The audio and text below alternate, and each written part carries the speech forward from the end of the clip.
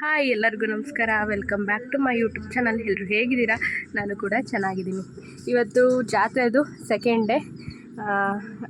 ದೇವರಿಗೆ ಅಂತಲೇ ಪೂಜೆ ಮಾಡ್ತೀವಿ. ಅಂದರೆ ಯಾವ ದೇವರಿಂದು ಜಾತ್ರೆ ನಡೀತಾ ಇರುತ್ತೆ ಆ ದೇವರಿಗೇ ತಟ್ಟೆ ಕಡುಬು ಎಲ್ಲ ಮಾಡಿಬಿಟ್ಟು ಎಡೆ ಮಾಡೋದು. ಈಗೆಲ್ಲ ಆಗಿದೆ.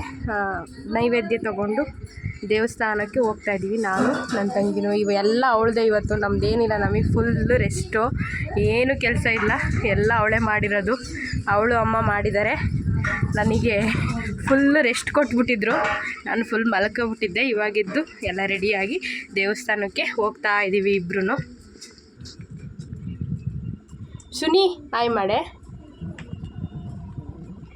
ತಿರುಗಿ ಆಯ್ ಮಾಡು, ಆಯ್ ಮಾಡು. ಮನೆಯಲ್ಲಿ ಮೊದಲಿಗೆ ದೇವ್ರ ಪೂಜೆನೆಲ್ಲ ಮಾಡಿಬಿಟ್ಟು ದೇವರಿಗೆ ನೈವೇದ್ಯ ಎಲ್ಲ ಮಾಡಿಬಿಟ್ಟು ಆಮೇಲೆ ದೇವಸ್ಥಾನಕ್ಕೆ ಹೋಗ್ತೀವಿ. ಮನೆಯಲ್ಲಿ ನಾವು ಇವತ್ತು ಯಾವುದು ದೇವ್ರದ್ದು ಹಬ್ಬ ಆಗ್ತಿದೆ ಅಂದರೆ ಓತುಕಲಮ್ಮಂದು ಹಬ್ಬ ಆಗ್ತಿರೋದ್ರಿಂದ ಬಾನ ಅಂತ ಮಾಡ್ತೀವಿ. ಇವತ್ತಿನ ದಿನ ಬಾನದ ದಿನ ಅಂತ ಹೇಳ್ಬೋದು. ಬೆಳಿಗ್ಗೆ ಎಲ್ಲ ಪೂಜೆ ಪುನಸ್ಕಾರ ಎಲ್ಲ ಮುಗಿಸಿ ಸಂಜೆ ದೇವಸ್ಥಾನಕ್ಕೆ ಹೊರಡ್ತೀವಿ. ನೈವೇದ್ಯಕ್ಕೆ ಅಂತ ನಾವು ಮಾಡುವಂಥದ್ದು ತಟ್ಟೆ ಇಡ್ಲಿ, ಪಲ್ಯ, ಚಟ್ನಿ, ಕೋಸಂಬರಿ, ಅನ್ನ, ಸಾಂಬಾರು, ಹಾಗೆ ಸ್ವೀಟ್ ಕಾಯಿ ರಸ ಈ ಎಲ್ಲ ಮಾಡ್ತೀವಿ. ಇದನ್ನು ಬಿಟ್ಟರೆ ಬೇರೆ ಏನೂ ಮಾಡೋದಿಲ್ಲ. ಅಂದರೆ ಹಬ್ಬಕ್ಕೆ ಯೂಶ್ವಲಿ ಒಬ್ಬಟ್ಟು ಮಾಡಿರ್ತೀವಲ್ಲ, ಹಾಗಾಗಿ ಬಾನದ ದಿನ ಕಡುಬೆ ಮಾಡೋದು. ದೇವರಿಗೆ ಇದನ್ನೇ ಮಾಡಿಬಿಟ್ಟು ನೈವೇದ್ಯ ಎಲ್ಲ ಮಾಡಿ ದೇವಸ್ಥಾನಕ್ಕೆ ತಗೊಂಡು ಹೊರಟ್ವಿ.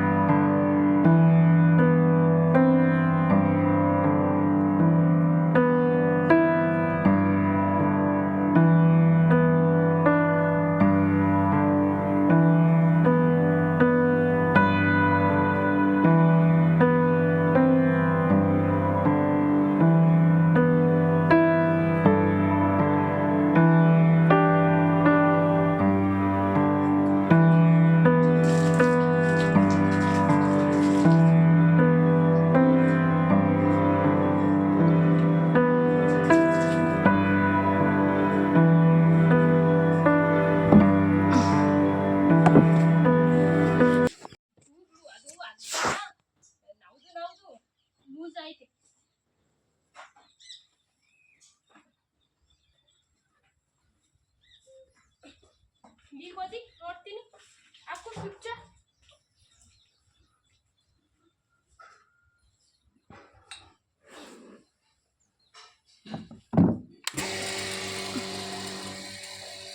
ಹಬ್ಬ ಇರಲಿ, ಜಾತ್ರೆ ಇರಲಿ ಅಥವಾ ಫಂಕ್ಷನ್ಸ್ ಇರಲಿ, ಏನೇ ಇರಲಿ, ಎಷ್ಟೇ ಬ್ಯುಸಿ ಇದ್ರೂ ನಮಗೆ ಅಂತ ಕೆಲಸಗಳು ಕೆಲವೊಂದು ಇದ್ದಾಗ ಆ ಕೆಲಸಗಳನ್ನು ನಾವು ಮಾಡಲೇಬೇಕಾಗುತ್ತೆ. ಹಾಗಾಗಿ ನಾನು ಹಾಲೆಲ್ಲ ಕರೆದು ಮುಗಿಸಿ ಸಂಜೆ ದೇವಸ್ಥಾನಕ್ಕೆ ಹೋಗೋದಕ್ಕೆ ಎಲ್ಲರೂ ಬೇಗ ರೆಡಿ ಆಗ್ತಾಯಿದ್ವಿ. ಅಂದರೆ ನಾವು ಸುಮಾರು 5 ಗಂಟೆಗೆಲ್ಲ ಮುಗಿಸ್ಬಿಟ್ವಿ ಹಬ್ಬನ. 5 ಗಂಟೆಗೆ ಮುಗಿಸಿ ನಮಗೂ ರೆಡಿ ಆಗೋದಕ್ಕೆ ಸ್ವಲ್ಪ ಟೈಮ್ ಬೇಕಾಗುತ್ತೆ. ಅಲ್ಲಿ ಪೂಜೆ 6:30ಇಂದ 7 ಗಂಟೆ ಅಷ್ಟರಲ್ಲಿ ಶುರುವಾಗೋಗ್ಬಿಡುತ್ತೆ. ನಾವು ಮನೆ ಮಂದಿ ಎಲ್ಲ ರೆಡಿಯಾಗಿ ಹೋಗೋಕ್ಕೆ ಏನಿಲ್ಲ ಅಂತಂದರೂ 1 ಅವರ್ ಅಥವಾ 2 ಅವರ್ ಬೇಕು. ಎಲ್ಲ ಎದು ಚಿಕ್ಕಿ ಎದು ಮ್ಯಾಚ್ ಎಲ್ಲಿ ನಾನು ನನ್ನ ಚೋಟಾ ಭೀಮ್ ಮ್ಯಾಚ್ ಮಾಡ್ಕೊಂಡಿದ್ದೀವಿ. ಮ್ಯಾಚ್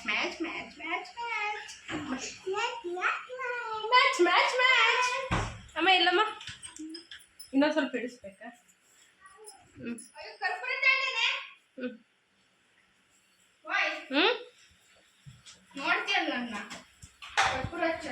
ಇಲ್ಲಿ ಎಲ್ಲ ರೆಡಿ ಮಾಡ್ಕೊಂಡಿನಿ. ಇದು ಏನಪ್ಪ, ಟವಲ್, ಕರ್ಚೀಫು ಎಲ್ಲ. ಸುನಿ ಹಿಂಗೆ ಇಟ್ಕ, ನಾನು ಒಂಚೂರು ಮಾಡ್ತೀನಿ. ಹಿಂಗೆ ಇಟ್ಕೊಳಮ್ಮ, ಹಂಗೆ ಮಾಡ್ತೀವಿ ಸರ್.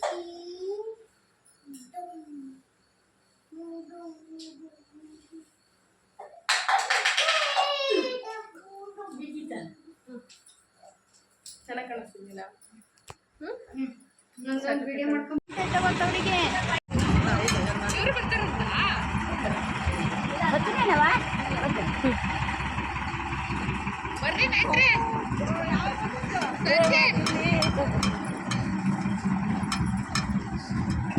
ಈಗ ಚಂದ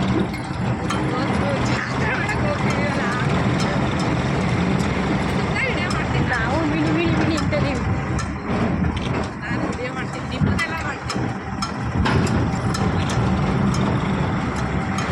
ಮಾಡು ನನಗೆ ಕಳಿಸುವಂತ.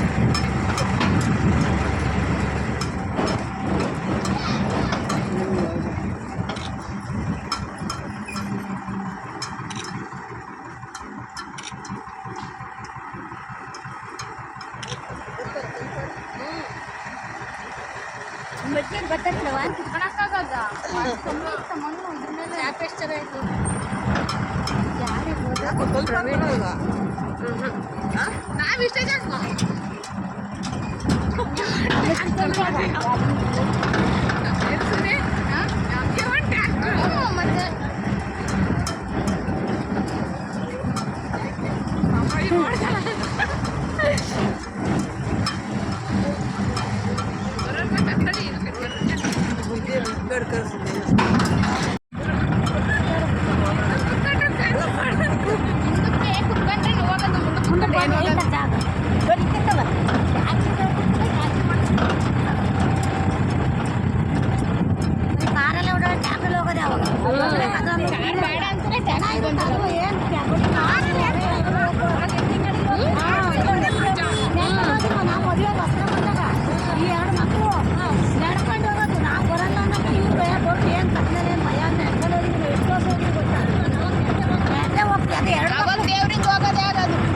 ಎರಡು ಮಕ್ಕಳು ಕರ್ಕೊಂಡು ಓದ್ಕೊಂಡು ಅಪ್ಪ ಹೋಗಿದ್ವಿ.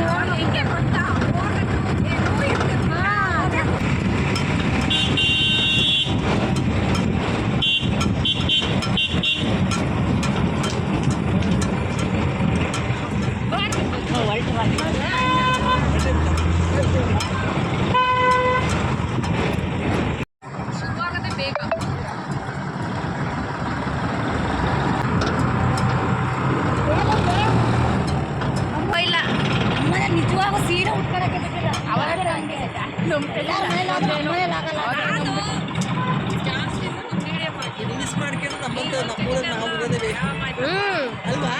ಕೆಳಗೆ ಕುತ್ಕೊಳ್ಳೋದು ಕಾಲು ನೋವುತ್ತೇವೆ. ಅಕ್ಕಿನ ಮೇಲೆ ಹೆಂಗ್ ಹೋಗ್ತಾವ ನೈಟು ಏನೋ ಬಾಬಾ ಬಾಬಾ ಬಾಬಾ ಈ ಸತಿ ಸಖತ್ತಾಗಿ ಮಾಡಿದ್ದಾರೆ. ಸಲಾಗಿರ್ತದೆ. ನಾಳೆ ಹಾಕ್ಬಿಡು ಇವತ್ತಿಂದ. ನಾಳೆ ಹಾಕ ಎಡಿಟ್ ಎಲ್ಲ ಮಾಡಿ ಹಾಕ್ಬೇಕಲ್ಲ, ಟೈಮ್ ಆಗುತ್ತೆ. ದೇವ್ರ ಬಿಡಿ.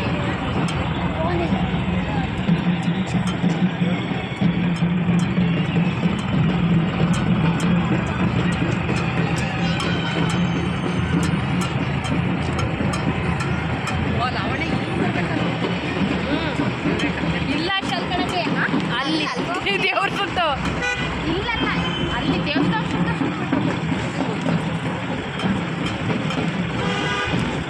ಇದು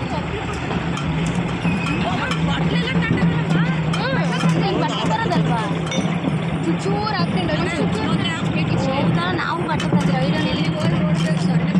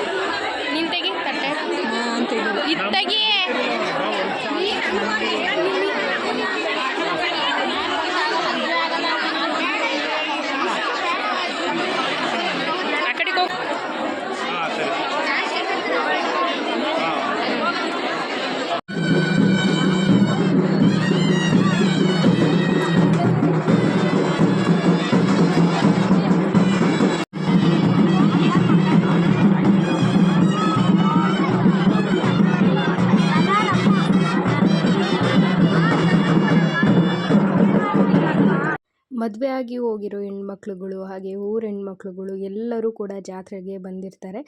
ಯಾಕಂತಂದರೆ ಇವತ್ತಿಂದನೇ ಎಲ್ಲ ಬಂದುಬಿಟ್ಟಿರ್ತಾರೆ ಕರ್ಪೂರ ಸೇವೆ ಮಾಡಬೇಕು ಅಂತ. ನಾವು ಕರ್ಪೂರನ ಹಚ್ಕೊಂಡು ದೇವ್ರ ಸುತ್ತ ಅಂದರೆ ದೇವಸ್ಥಾನ ಸುತ್ತ 3 ರೌಂಡ್ ಬರೋ ಅಂಥ ಪದ್ಧತಿ ಇದು. ತುಂಬ ಚೆನ್ನಾಗಿರುತ್ತೆ. ಅಂದರೆ ಬೇಗ ಮುಗ್ದೋಗಲ್ಲ. ದೇವರನ್ನೆಲ್ಲ ಮುಂದೆ ಕುಣಿಸ್ಕೊಂಡು ಸ್ವಲ್ಪ ಸ್ವಲ್ಪ ಹೊತ್ತು ನಿಂತ್ಕೊಂಡು ಉತ್ಸವ ಎಲ್ಲ ಮಾಡಿಕೊಂಡು ದೇವಸ್ಥಾನ ರೌಂಡು 3 ರೌಂಡು ಬರ್ತಾರೆ. ಒಬ್ಬೊಬ್ಬರು ಒಂದೇ ರೌಂಡು ಸಾಕು ಅಂತ ಕರ್ಪೂರ ಹಚ್ತಾರೆ. ನಾವು ಯೂಶ್ವಲಿ ಯಾವಾಗಲೂ 3 ರೌಂಡ್ ಬಂದೇ ಬರ್ತೀವಿ. ಎಲ್ಲರೂ ಅಷ್ಟೇ, ದೊಡ್ಡವರು ಚಿಕ್ಕವರು ಅನ್ನೋಂಗಿಲ್ಲ. ಚಿಕ್ಕವರು ಕಲಶ ಎಲ್ಲ ಹೊರ್ತಾರೆ. ನಾವೇನು ಕಲಶ ಎಲ್ಲ ಯಾವತ್ತೂ ಹೊತ್ತಿಲ್ಲ. ಕರ್ಪೂರ ಮಾತ್ರ ಹಚ್ತೀವಿ, ಮಿಸ್ ಮಾಡೋದಿಲ್ಲ. ತುಂಬ ಚೆನ್ನಾಗಿರುತ್ತೆ. ಎಲ್ಲ ಹೆಣ್ಮಕ್ಳು ಸೀರಿಯಲ್ ನೋಡೋದಕ್ಕೆ ಏನೋ ಒಂಥರ ಖುಷಿ ಆಗ್ತಾ ಇರುತ್ತೆ. ಜಾತ್ರೆ ಅಂದ್ರೇ ಹಾಗೆ, ಹೊರ್ಗಡೆಯವರು ಇರೋರೆಲ್ಲ ಊರಿಗೆ ಬಂದುಬಿಡ್ತಾರೆ. ಊರೆಲ್ಲ ತುಂಬ ಗಿಜಿ ಗಿಜಿ ಅಂತ ಇರುತ್ತೆ. ಯಾರ ಮನೆ ಹತ್ರ ನೋಡಿ ನೆಂಟರು, ಹೊಸ ಹೊಸ ಬಟ್ಟೆಗಳು, ಏನೋ ಒಂಥರ ಖುಷಿ ಅಂತ ಇರುತ್ತೆ. ಎಲ್ಲ ಹಬ್ಬಗಳಿಗಿಂತ ಅತಿ ಹೆಚ್ಚು ಖುಷಿ ಕೊಡುವಂಥ ಹಬ್ಬ ಅಂದರೆ ಜಾತ್ರೆ ಅಂತಲೇ ಹೇಳ್ಬೋದು. ಅದರಲ್ಲೂ ನಮ್ಮ ಅಜ್ಜಿ ಜಾತ್ರೆ ಅಂದರೆ ತುಂಬ ಸ್ಪೆಷಲು. ತುಂಬ ಹೊರ್ಗಡೆಯಿಂದ ಎಲ್ಲ ಜನ ಬರ್ತಾರೆ. ಹಾಗೆ ದೂರ ದೂರದಿಂದನೂ ಜನ ಕೂಡ ಬರ್ತಾರೆ. ಅಜ್ಜಿಗೆ ಭಕ್ತ ಸಾಗರ ತುಂಬ ಜಾಸ್ತಿನೇ ಇದೆ ಅಂತಲೇ ಹೇಳ್ಬೋದು. ಫೈನಲಿ ಎಲ್ಲದನ್ನು ಕರ್ಪೂರ ಎಲ್ಲ ಹಚ್ಚಿ ಒಂದು ಕಡೆ ಈ ಥರ ಸುರಿತಾರೆ. ಸುರಿದ್ಬಿಟ್ಟು ಪೂಜೆ ಎಲ್ಲ ಮಾಡಿ ಮತ್ತೆ ಮಂಗಳಾರತಿ ಎಲ್ಲ ಮಾಡಿಕೊಂಡು ಮನೆಗೆ ಬರ್ತೀವಿ.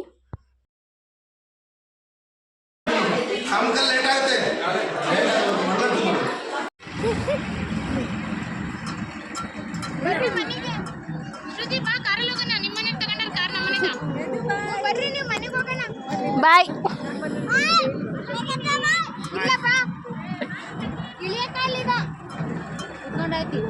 ಇವತ್ತರ ನಿಮ್ಗೆ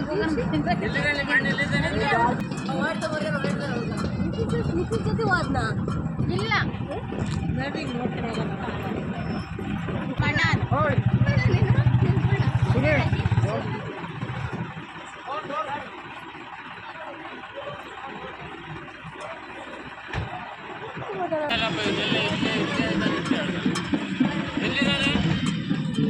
ದೇವಸ್ಥಾನದ ಹತ್ರ ಪೂಜೆ ಎಲ್ಲ ಮುಗಿಸ್ಕೊಂಡು ಮನೆಗೆ ಬರೋವಷ್ಟರಲ್ಲಿ ಸುಮಾರು 12 ಗಂಟೆ ಮೇಲಾಗೋಗಿತ್ತು.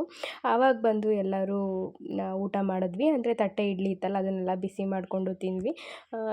ಒಬ್ಬೊಬ್ಬರು ಯೂಶ್ವಲಿ ಉಪವಾಸ ಇರ್ತಾರೆ ಬೆಳಗ್ಗೆಯಿಂದ. ನನ್ನ ಫ್ರೆಂಡ್ಸ್ ಎಲ್ಲ ಉಪವಾಸ ಇದ್ದರು, ನಾನೇನು ಉಪವಾಸ ಇರಲಿಲ್ಲ.